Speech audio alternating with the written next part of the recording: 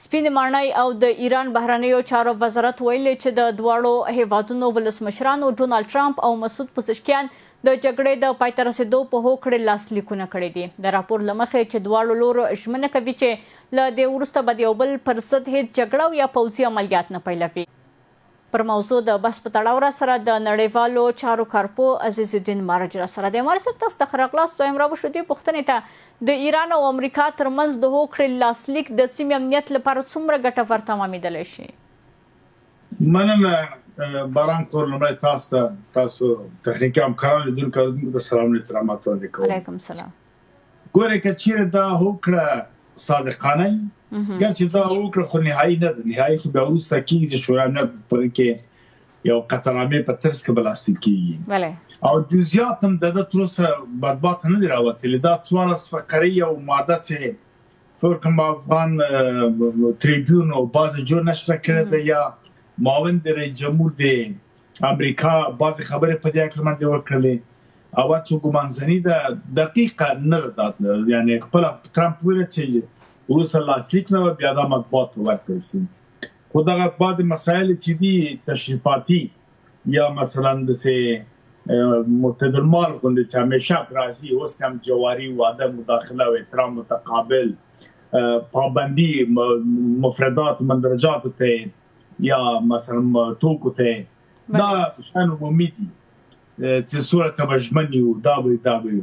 اما دلته بعضې خبرې سته د امریکا دغه سیمه خوشکوي که نه خوشکوي په سادګۍ کې هلته خو وایي چې خپله ټرمپ زموږ په تدریجي ډول کله چې خبره امر ثاني سي او تدریجي سي بیا دا نو لای ترایي مسله ده. معلوم نه چې دا څه څومره وخت تدریجي به لاس کال نیسي که یو میاشت نیسي یا امر ثاني دا شی. بیا نو بعضې مسایل دي چې تانګي ورمز باغ او خلاصېږي چې هلته چې کوم کرل سوي چاودېدونکي توکي دي هغه بیا دا له منځه وړي یا به خنثی کوي ایران. دا بیا څه وخت کې معلومه ده. ګونګ حالت باید نه وي. په حقوقي لحاظ په تړون کې کله چې تړون کېږي هغه اخري مرحله یې ورسره نافر ورکوي اکسپټانسي کنسیډریشن یې ټول شیان چې خلاص وي بیا لیګلي بانډینګ چې کېږي په هغه کې بیا داوت نه وي دوی وایي نو بیان د ریزنیبل داوت یعنې نه کوم شی پکې نه وي چې بیا شک او شوبه او ګونګ شی پیدا کړي. بله دلته دنیا په کانټراکټ لا ورته وایي په دې کې امضا کېږي چې ټول شیان ورانتي امپلای ټرم ایکسپرس ټرم دا په پام کې نیول کېږي. نو دا رقم حالت چې موږ ورته ګورو دا پکې نه څه دي حقوقي لحاظه هغه مسایل نه دي پکې کتل سوي. نو کیدای شي د تضمین هم نشته. اول دا خلک دا چې لاسلیک کوي او څوک چې ګواهان دي مثلا یا په جي 7 کې دا خلک ناست وو دوی ټرمپ ته ونه ویل چې جناب جنګ ولې پیل کړی و چې بیا دا تړون لاسلیک کوي ولې یا تنګي خو خلاص ولې نه وتاړه یا مثلا ایران وایي چې موږ د 300 میلیارډ غرامت یعنی معنی هم دا راکړي چې ځکه دویمه نړیواله جګړه وروسته په آلمان ته 80 میلیارډ ورکړل شو د مارشال پلان یا ویتنام ته 40 میلیارډ ورکړل شول. موږ ته وایي غرامت راکړي معنی دا ده چې ته امریکا ملامت یې ما ته مې تاوان راکړه. آیا امریکا بیا په تاریخي لحاظ باندې دا ملامتي ځان باندې مني ځکه تاوان د څوار خو تا قبول کړه ملامتي. بله دا هم یو سوال ده چې دا کېدونکی ده که نه بیا ایران کې ورکوي که ورکړي که خو ایران معنا داسې یعنې ته وهلی ته خو شکست یې خوړلی ناکام سوی اوس تاوان غواړي نو بیا د کامیابي خبرې ولې کوي. دا خپل الفاظ هم داسې نو مارج صاحب څه فکر کوي که چېرته امریکا د ایران دې غوښتنو ته یعنې دا غوښتنې ونه مني یعنې دا هوکړه لیک مثبت پایلې نشي درلودلی؟ ګمان نه کوم دا هوکړه لیکونه په سیاست کې او په جنګ کې او په دې مسایلو کې تکتیکونه دي چې استعمالېږي. لکه په مخ کې امریکا د 18 دی اوس 14 کړي یا مثلا نورانه مسله ورته وایي چې ته وایي د بهر د ایران به دې کې بحث کوو یا به غني کولو دې کې ایران وایي چې نه دې نه کومه بیا اتومي هغه مسله بیخي ګونګه پاتې ده. نو دې د ټول حالات په کتو سره بیا د اسرائیل مسله او د لبنان د جنوب د لبنان حمله دا په دې کې شامل نه دي. نتنیاهو ویل چې دا په دې مسایلو کې نه دي. عمومیات کې وایي چې دا پکې شامل دي. خو سبا چې اسرائیل بیا جګړه پیل کړله خو دا څوک څه پوهېږي دا وسیلې امریکا دي د اسرائیل د الوتکې څراغي دا اسرائیل دي که نورې وعدو دي او ماتېدلې خو همیشه دا خو یا اوربند شپېته ورځې نه اوربند ختم د جنګ نسي ورته ویلی په ټوله کې دا کوم مفاد نه خیال دې څه تشویش دي سیمې هیوادو ته دنیا ته او ټول هغه هولډینګز ورته وایي او حالت کې څه ټول ځوان روان دي ځوان پیشرفت پلانونه برنامې عملي کارونه ټول سره هولډ کوي وی درې بله او دغه منتظر ته وایي څه کیږي یا چې افغانستان باندې وګوره تاثیر ماسي په مخ نه لري لا خواله دې کده چې ته جنگي او چې ته کومک نه کیږي مساعدت نه کیږي دا خواله دې کده چې لکه په خوا چې او پلار زوی په خوده چې پرنس په خپل قوه درېږي مستقل سي خپل او کارو کی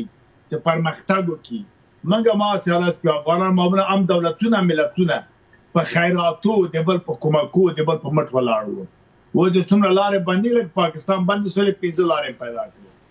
کارخانه فابریکې جوړې شي خلک متوجه شول خام توکي او مثلا میوه او دا خرابېدل کله پرګرو فابریکې وو د کنسرو د نور ته جوړې کړې بله مثلا سمت د منګه بهر نزي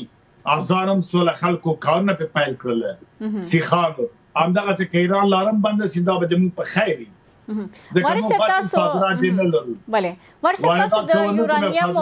تاسو د یورانیمو مسلې ته اشاره وکړه ځکه امریکا ایران ته ویلي دي چې د یورانیمو غلظت به د ایران دننه دوی کم کړي دوی به رقیق کړي څه فکر کوئ آیا ایران به دا ورسره ومني ځکه دوی نه غواړي د اټومي وسله جوړه شي خو یوازې د انرژۍ لپاره له هغې څخه ګټه واخلي د انرژۍ خو بیا یو معیار معلوم ده چې 100% به ایران غني سي کله غنه چې زیات کیو خامخا تشویش سوال جوړیږي ستاده اوس مثلا یا مثلا اټومي انرژي نړیوال سازمان هغه خو مثلا هغه هیوادو ته چې ستاندرد معیارونه لري او تعدید موجود دي نړۍ ته هغوی ته اجازه نه ورکړي غیر د نه هیوادونه چې یا په زور یا پر ازاد چارچاو اټومي وسله لري نور خو نه پرېږدي چې مثلا اټومي وسله ورته جوړه سي معیارونه نشته خطر جوړیږي نو په هغه بنیاد باندې اوس بدلته اوازې دي مثلا دا اوس وایي تنګس ورته وایي او بارا دوه منطقې دي په 2002 کال کې دا خبره افشا شوه او کس افشا کړه د تمګه اټومي وسلې ایران جوړې کړې دي لا هغه وخت نه تر اوسه پورې د په لټن یو منډې او تړ څو واره پلاوي لاړل وی کتل وایي چې 400 متره لاندې ژورې ځکه ژورې کړې دي آلته یې کړي نو دا نو معلومه دي جوړې کړې کنه جو ګرځا محمود احمدي نژاد یا وری ویلې دنیا وایي چې می جوړوي نه په خودواله ساخت راځي اوس په ساخت دوه کې جوړ کړو چې موږ سره خبرې وکړي دا خبره پېد چې می جوړوي نو دا دې ته پکاتو سره دا خبره 2002 کال کې فکر کومه 2014 کال په 2014 کې 15 کال و محمود احمدي نژاد خبره وکړه مرسب دلته اوس بل پښتنه دارا ولړې کې چې په آسیایي هیوادونو کې د ایران پرته دلته هند او پاکستان هم اټومي وسلې لري خو ایران د امریکا اندېښنه په څه شي کې ده څه شي ویره لري نه په آسیایي هیوادو کې شمالي کوریا هم لري او روسیه هم لري یعنی تقریبا 4 هیواد مکواسي کوم وایي هغه په زورځواکو هیوادونو کې هم راتللی شي خو دلته کدي هیوادونو ته چې موږ سره ګاونډي دي ته اشاره وکړو نه خو دلته که سیاسي بحث په استخباراتي پیوکو خو هند او پاکستان دواړه مرید او تحت اثر د غربي نړۍ ده قوت ورکړل شوی دي او که بیا د میارو د په بنیاد باندې خبرو کوه د سازمان د اټومي د نړیوال چې په 1980 کال کې جوړ شوی ده دغه پر بنیاد راسو بیا د دواړه بحر لري د تحت البحري کشتۍ لري بیړۍ لري د ساتنې جایسته تضمین نړیوال لري چې مثلا دا په خپل سر نه لوسي نه چې هغه میار نستاره چکاپ سوی ده بله ساتنې جام سوی د وخت خدا په اتاتیاوم کال کې دا فیصله وسوله چې ټول باید تحت بحري سي که ټول کله کچا بات نظام نه هغه به مجبور و وړاندې بته خو تقریبا د ټول هیوادونه بحر لري هاري وو تقریبا 200 متره میار ورته کېږي دا به دا کېږي چې کچیر په خپل سر وچوي یا کوم بل اثر یا طبي آفات ولګيږي على الاقل دا نه خرابېږي اته د سي اوازه و چې کومه سیاره ډېر غټ قوت باندې لا اتموسفیر نه لا یا مثلا د نظام ګالاکسي نه راونه ولېږي او دومره غټ تخریبونه کې چې مثلا کله کله دا کار څه په دنیا کې ډېر غټ یا غلط بلا تا ځکه دوره چوبدل څه په برابرېږي نو بنا دې لپاره دوی فکر وکړي یا مثلا په دنیا کې د بارا چې انټرنیټونه کشف ول او نور امواج کشف ول دویم دا چې کوم دوه شی انسان به قادر نه وي نه ویني اما داسې ویروسونه یا داسې لوړګي یا امواج په داسې چې او بل سره ټکر ونه کړي لکه عناصر چې بعضې الیمینیټ چې ټکر سره کوي بیا دا افیکټ ونه کې تاثیر ونه کې پاتومه دی دا بیا کته کوي ایران خو دا نه لري ډېره مننه دریای خط ورته وایي کسپاین په دې کې خو ساتنه ثبوت اجازه نه ورکوي بل میاونه نه دي پوره هوا نسبت له هوا هغه لحاظ بل نه مني دي دنیاوالو خبره دی وایي مر په پټه بل څه کوي ډېره مننه او به اعتبار ده په سیاسي لحاظ موږ پیګو چې ایران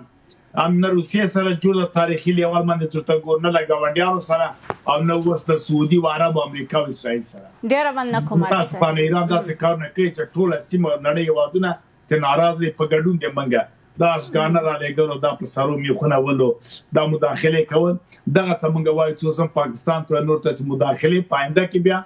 خینه د عثمان فصلاته څه کال وروسته موږ وسم زنه ته داګ دي درې یو کال مخکې د موږ کډوال ډېر په ځاج راوستل نن بیا ډېره مننه کوم د نړیوالو چارکارپو عزیزالدین مر صاحب ستاسو له حضور څخه په خپرونه کې نړۍ مننه کور مو ده له تاسو خپل ټول همکارانو په مننه سره زموږ د شپې 8 بجو خبرې ټولګه پر همدې ځای پای ته رسیږي ښه شپه ولرئ